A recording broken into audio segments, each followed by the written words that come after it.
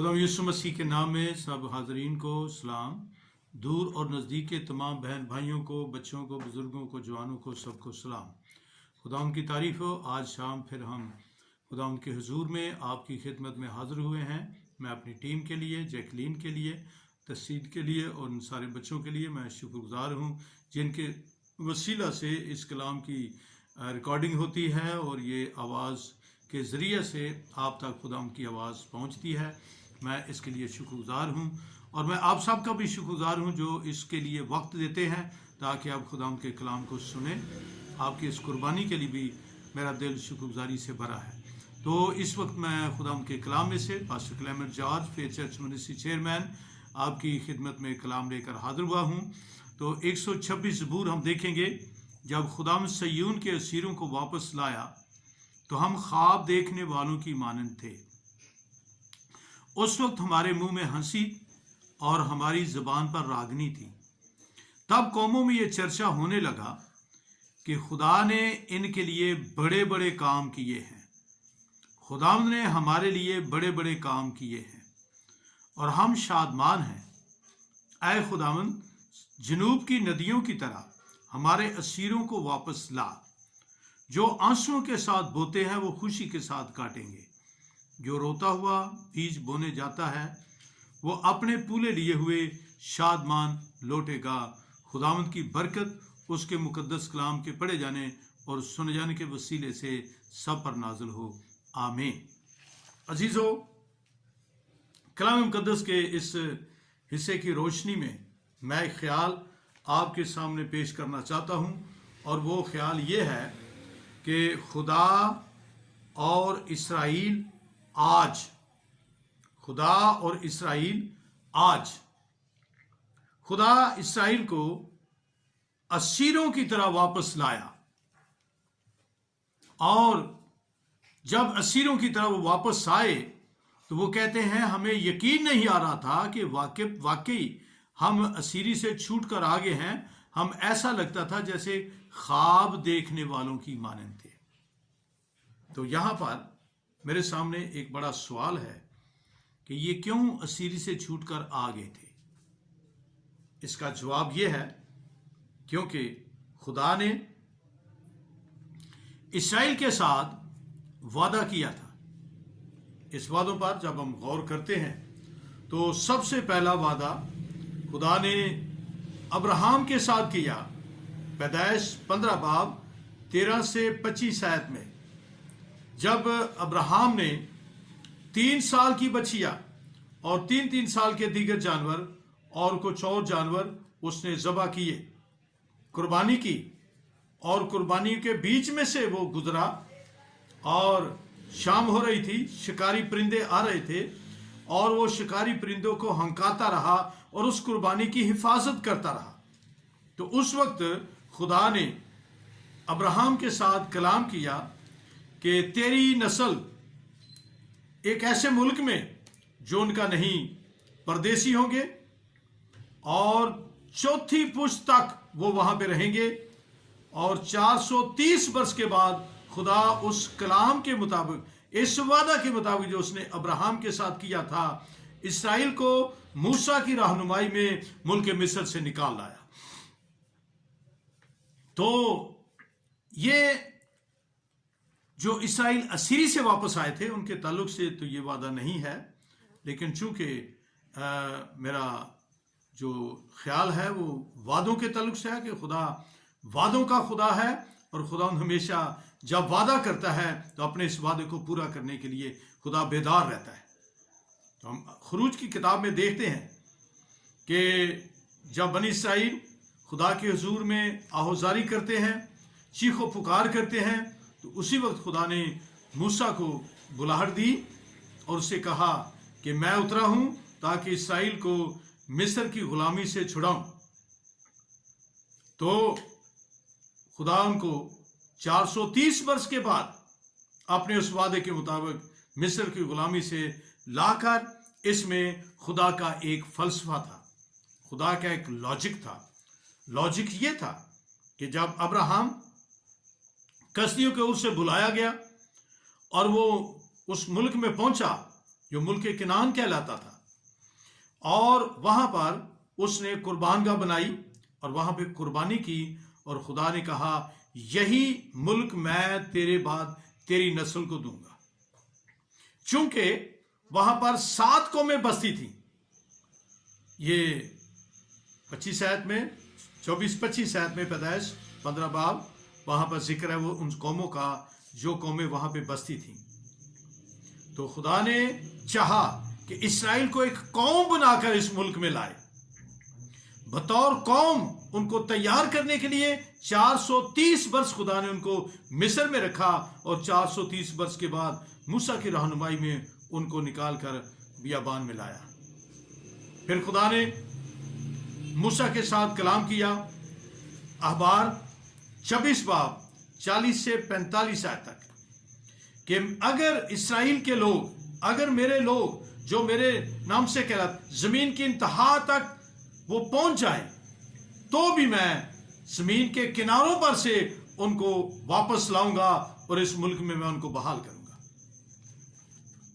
خدا نے جب سلیمان نے ہیکل بنائی، تو ہیکل کو بنانے کے بعد اس نے پیتل کا ایک ممبر بنایا، اور سلیمان نے گھٹنے ٹیک کر ہاتھ اٹھا کر خدا کے حضور میں ایک بڑی دعا کی، اور اس دعا کا موضوع یہ تھا کہ اس گھر کو اپنے نام کے لیے، اپنے کلام کے لیے تو مقرر کر، اور جب کبھی جہاں سے بھی، زمین کی انتہا سے بھی اگر اسرائیل کے لوگ اس گھر کی طرف منہ کر کے ہاتھ اٹھا کے دعا کریں تو ضرور ان کی دعا سننا۔ تو خدا نے دوسرا تواریخ 7 باب 12 سے 14 تک رات کو سلیمان پر یہ ظاہر کیا کہ میں نے تیری دعا سن لی ہے، میں نے اس گھر کو اپنے نام کے لیے مقرر کر دیا ہے، یہاں پہ ہمیشہ میری رہائش ہوگی۔ اور خدا نے اسے کہا اگر میں زمین پر آفت بھیجوں، مصیبت بھیجوں، کال بھیجوں، قحط بھیجوں، ٹڈیاں بھیجوں، کوئی مصیبت بھیجوں، تب اگر میرے لوگ جو میرے نام سے کہلاتے ہیں خاک سر بن کر دعا کریں اور میرے دیدار کے طالب ہو، تو میں آسمان پر سے سن کر ان کا گناہ معاف کروں گا اور ان کے ملک کو بحال کروں گا۔ عزیزو، یہ خدا کے وعدے تھے، اور خدا نے اپنے اس وعدے کے مطابق ان اسرائیلیوں کو، ان داؤد کے لوگوں کو، یہودا کے قبیلے کو، یہ لوگ جو اسیری میں گئے تھے، ان کو خدا بابل میں سے اور فارس میں سے اور اس سے خدا ان کو واپس لاتا ہے۔ تو یہاں پہ لکھا ہے کہ جب خداوند صیون کے اسیروں کو واپس لایا تو ہم خواب دیکھنے والوں کی مانند تھے۔ تب قوموں میں یہ چرچا ہونے لگا کہ خداوند نے ان کے لیے بڑے بڑے کام کیے ہیں اور خداوند نے ہمارے لیے بڑے بڑے کام کیے ہیں۔ خدا کا یہ وعدہ تھا کہ اگر وہ لوگ وہاں سے مجھے یاد کریں، اپنے گناہوں سے توبہ کریں، تو میں ان کے دعا سن کر ان کی توبہ کو قبول کر کے اس ملک میں ان کو واپس لاؤں گا۔ تو میرے عزیزو، یرمیہ نے اسرائیل کو بتایا تھا کہ یہ تمہاری اسیری 70 سال کی ہے، چونکہ سلیمان کے بیٹے ربعام کے ایام میں حکومت 2 حصوں میں تقسیم ہو گئی تھی۔ 10 قبیلے ایک سائڈ پہ ہو گئے، اور ان کا جو سامریہ میں ان کی دارالحکومت تھا، اور 2 قبیلے یعنی یہودا کا قبیلہ اور بنیامین کا قبیلہ یہ یروشلم میں تھے، اور یہ 2 قبیلے اسرائیل کی حکومت، یہودا کی حکومت کہلاتے تھے۔ تو 100 سال پہلے جو 10 قبیلے تھے وہ سیری میں چلے گئے اور اس کے بعد واپس نہیں آئے، لیکن ان کے 100 سال بعد یہودا کے گناہوں کے باعث سے خدا نے تنگ آ کے ان کو اسیری میں بھیجا، اور یرمیہ نے بتایا کہ یہ اسیری تمہاری 70 سال کی ہوگی۔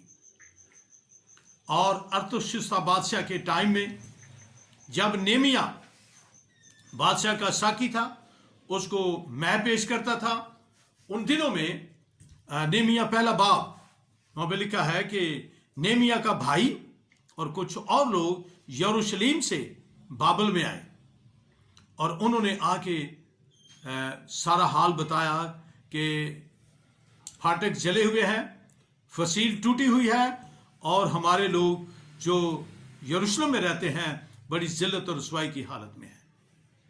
جب نہمیا نے یہ سنا تو وہ خدا کے حضور میں زار زار رونے لگا، اور اس نے روزہ رکھا، اپنے گناہوں کا، اپنی قوم کے، اپنے خاندان کے اور باپ دادا کے گناہوں کا اقرار کیا، اور اس اقرار سے اس نے خدا کو یاد دلایا کہ اے خدا، تو نے یہ کہا تھا کہ اگر میرے لوگ زمین کی انتہا میں، زمین کے کناروں تک بھی پہنچ جائیں اور وہاں سے بھی اگر وہ دعا کریں تو میں ان کی دعا سن کر ان کا جواب دوں گا اور ان کو ان کے ملک میں بحال کروں گا۔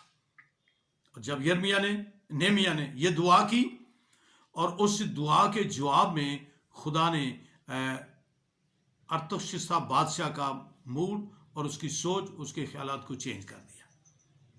چونکہ نہمیا ڈیوٹی پر تھا تو بادشاہ نے پوچھا کہ تو بیمار بھی نہیں، اور یہ تیرے دل میں کوئی غم ہے، اور یہ تیرے دل کے غم کے سوا اور کچھ نہیں، یہ کیا مسئلہ ہے؟ تو نہمیا نے صاف صاف بتا دیا کہ یہ مسئلہ ہے، میرے باپ دادا کی قبریں اجاڑ پڑی ہیں، ہمارے لوگ بڑی ذلت اور رسوائی میں رہ رہے ہیں، اور میں چاہتا ہوں کہ میری قوم جو ہے یہ بحال ہو جائے۔ تو بادشاہ نے اسے کہا، یہ تیرا سفر کتنی دیر کا ہوگا؟ اور اس نے بتایا، اور بادشاہ نے اس کو چھٹی دی، اور نہ صرف چھٹی دی بلکہ مراعات بھی دی، اور دریا کے پار رہنے والے بادشاہوں کا حکم دیا کہ اس کام میں نہمیا کی مدد کرنا۔ اور نہمیا نے آ کر یروشلم کی فصیل بنائی، اور ہر خاندان کو اس نے اپنا اپنا علاقہ، اپنا اپنا حصہ بنانے کے لیے دیا، ترتیب دیا، اور پھر اس نے پھاٹک لگائے، اڑبنگے لگائے، اور یروشلم شہر جو تھا وہ بحال ہو گیا۔ عزیزو، یہ خدا کا وعدہ تھا جو خدا نے موسیٰ کے ذریعے سے اور جو خدا نے سلیمان کے ذریعے سے وعدہ کیا تھا۔ ان وعدوں کی تکمیل اس بات میں ہوئی کہ ان لوگوں نے اپنے گناہوں کا اقرار کیا۔ تو خدا سچا خدا ہے، وعدوں کا خدا ہے۔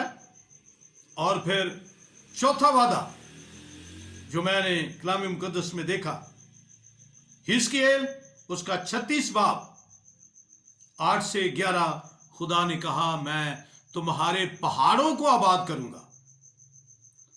36 میں 20 سے 30 تک خدا نے کہا میں تمہیں نیا دل دوں گا، قوموں میں سے میں تمہیں فراہم کروں گا، نئی روح تمہارے باطن میں ڈالوں گا، گوشتین دل تمہارے اندر ڈالوں گا، اور سنگین دل نکال ڈالوں گا۔ اور خدا نے انہیں کہا کہ میں تمہیں بحال کروں گا۔ عزیزو، اس بحالی کا تعلق آخری ایام کے ساتھ ہے۔ یہ جو دوسری جنگ عظیم ہوئی تھی، اس جنگ عظیم میں ایک جنرل تھا، اس وقت مجھے اس کا نام یاد نہیں، وہ یہودی تھا، اور دی کوئین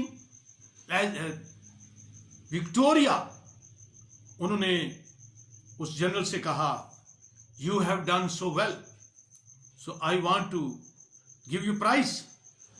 تو وہ جنرل جو تھا وہ رونے لگا، اور ملکہ بڑی پریشان ہوئی۔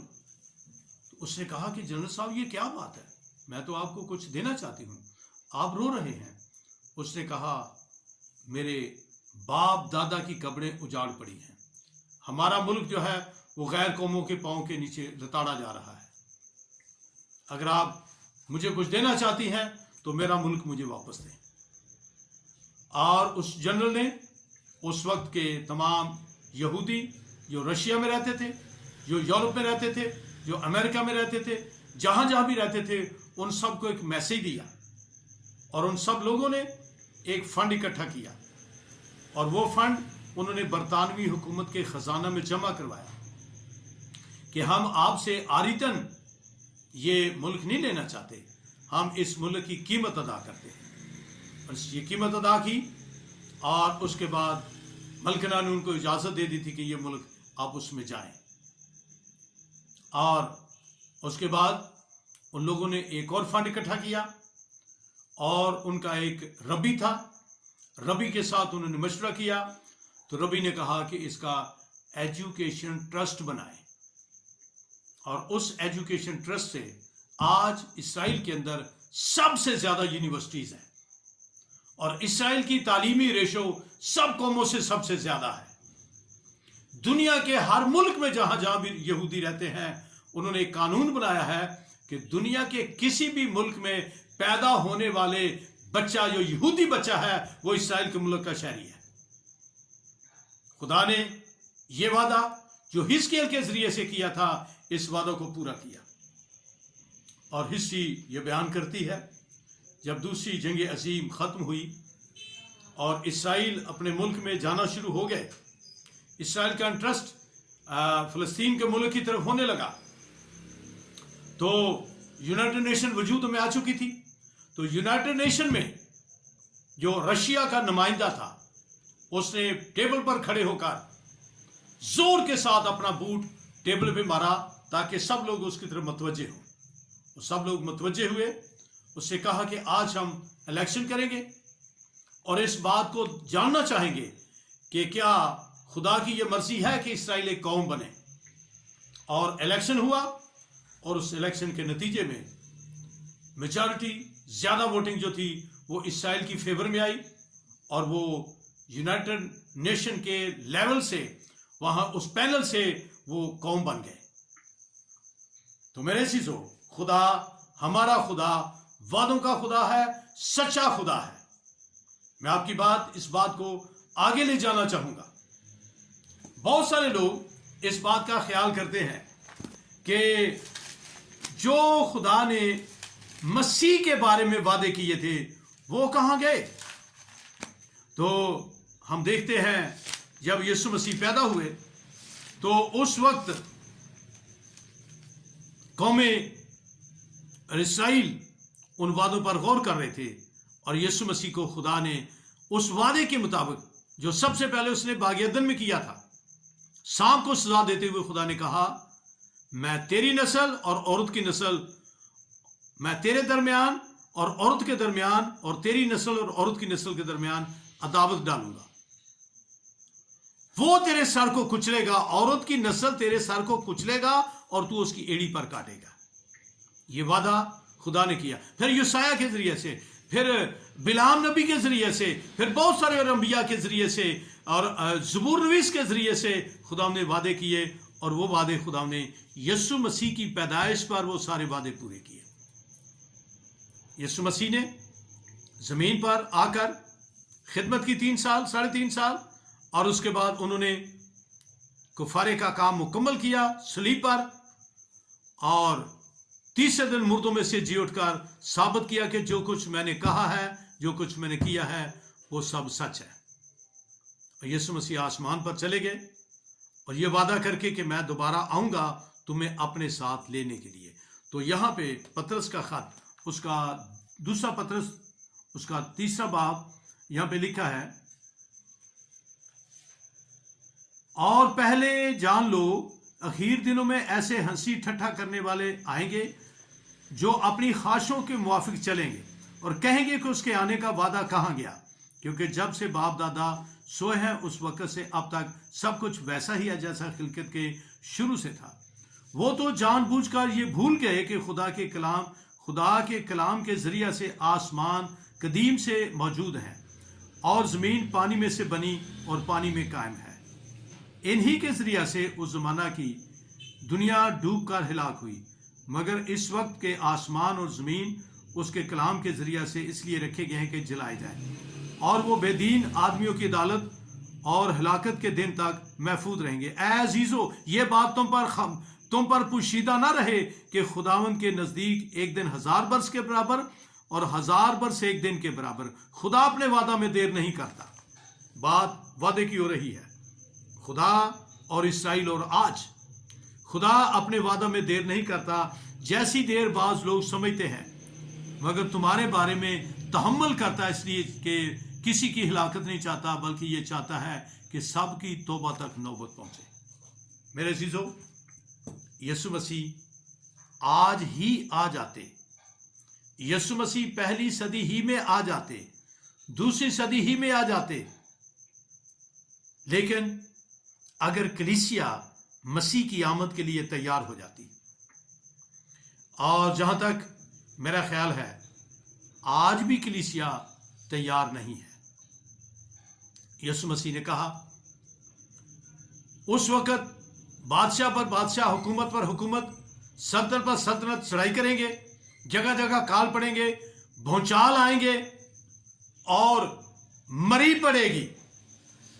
आजकल की मरी, कल का कोरोना वायरस, ये वो मरी है जो सारी दुनिया को मसीह की आमद के लिए तैयार कर रही है। मसीह के मुंह का ये कलमा पूरा हुआ कि मरी पड़ेगी। मेरी आमद से पहले, उस वक्त मेरी आमद नहीं होगी, उस वक्त घबरा ना जाना। मेरे अजीजों, खुदावंद वादों का खुदा है, सच्चा खुदा है। उसने वादे किए और अपने वादे के मुताबिक खुदावंद यीशु मसीह बहुत जल्द दुनिया में अदालत करने के लिए आ रहा है। यहां पे लिखा है कि वो बेदीन आदमियों की अदालत और हलाकत के दिन तक यीशु मसीह अदालत करने के लिए आ रहे हैं। कौमें उसके सामने पेश की जाएंगी। इस ज़बूर के जरिए से हमने ये देखा कि खुदा ने जो उनके साथ, इसराइल के साथ वादे किए थे, उन वादे के मुताबिक खुदा ने उनको मुल्क किनान में, इसराइल के मुल्क में उनको आबाद किया, और पिछले साल उनका प्रेसिडेंसी भी उनको दे दिया।